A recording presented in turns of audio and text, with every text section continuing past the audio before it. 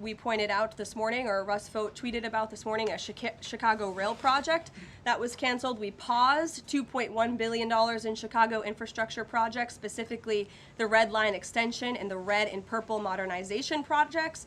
And it's because the administration is concerned that the Biden administration was handing out taxpayer dollars to pay for this construction based on DEI. DOT is reviewing the race-based contracting on unconstitutional grounds, and in the meantime, the Department of Transportation funds for these projects are on hold. So I guess this answers both of your questions. This would be an example of that.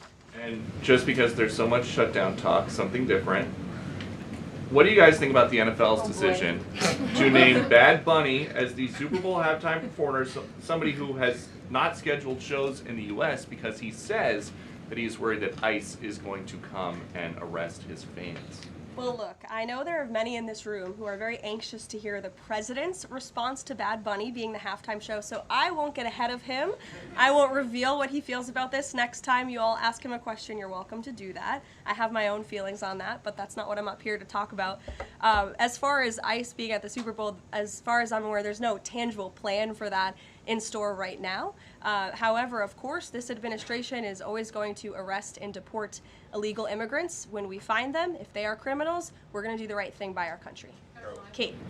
Did the president and Russ Vogt decide yesterday in their meeting which cuts they wanted to make to agencies and which ones would be permanent? Again, I've kind of answered this question a few different times now. It's been asked in a few different ways.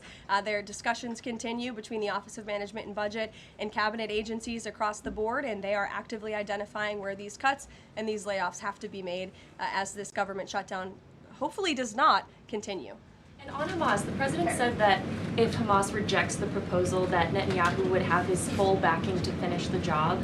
A UN report found that Israel was committing genocide in Gaza. Does the president have concerns about the civilians being killed, the worsening humanitarian crisis, and are there limits to what the White House would support when it comes to Israel's actions in Gaza? Look, the president has deep concerns about all of the atrocities that have taken place in the Middle East over the past few years. It's deeply unfortunate that he inherited this mess from the Biden administration. If you all recall, under President Trump in his first term, the Middle East was on a pathway for peace and prosperity. There was the historic signing of the Abraham Accords.